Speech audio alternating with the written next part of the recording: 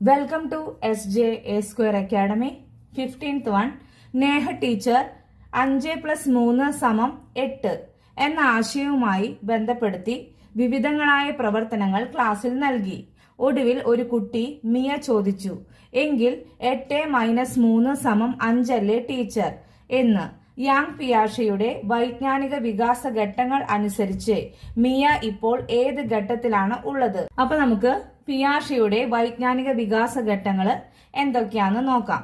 First one, ഇന്ദ്രിയ ചാലക ഘട്ടം, സെൻസറി മോട്ടോർ സ്റ്റേജ് 0 തൊട്ട് 2 years വരെയാണ്.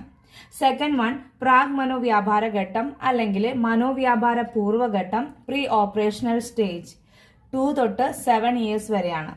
തേർഡ് വൺ, മൂർത്ത മനോവ്യാപാര ഘട്ടം, കോൺക്രീറ്റ് ഓപ്പറേഷണൽ സ്റ്റേജ് 7 തൊട്ട് 11 years വരെയാണ്.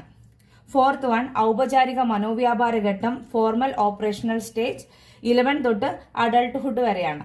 തേർഡ് വൺ, മൂർത്ത മനോവ്യാപാര ഘട്ടം, കോൺക്രീറ്റ് ഓപ്പറേഷണൽ സ്റ്റേജ് 7 തൊട്ട് 11 years വരെയാണ്. ഇതിൽ വരുന്നതാണ് പ്രത്യാവർത്തനത്തിനുള്ള കഴിവ് ആർജിക്കുന്നു. എന്താണ് പ്രത്യാവർത്തനം? തിരിച്ചു ചിന്തിക്കാനുള്ള കഴിവ്, റിവേഴ്സിബിലിറ്റി ആണ്. അതായത് 5+3=8 എന്ന് ടീച്ചർ പറഞ്ഞപ്പോ മിയ എന്ത് പറഞ്ഞു? 8-3=5 അല്ലേ ടീച്ചർ? അപ്പൊ മിയക്ക് എന്തിനുള്ള കഴിവുണ്ട്? പ്രത്യാവർത്തനത്തിനുള്ള കഴിവുണ്ട്, അതായത് റിവേഴ്സിബിലിറ്റി. അപ്പോ അത് ഏത് സ്റ്റേജിലാണ് വരുന്നത്? പിയാഷയുടെ മൂർത്ത മനോവ്യാപാര ഘട്ടം, കോൺക്രീറ്റ് ഓപ്പറേഷണൽ സ്റ്റേജിലാണ് വരുന്നത്. മിയയുടെ പ്രായം എത്രയായിരിക്കും? 7 തൊട്ട് 11 yearsന്റെ ഉള്ളിലായിരിക്കും. അപ്പൊ ആൻസർ എന്തായിരിക്കും? ഓപ്ഷൻ സി ആണ്, മൂർത്ത മനോവ്യാപാര ഘട്ടം.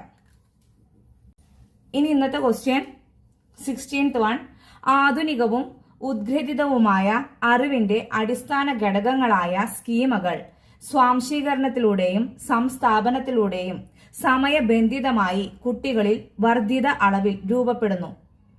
ഇവ രണ്ടും സന്തുലീകരണത്തിനുള്ള മാർഗങ്ങളാണ്.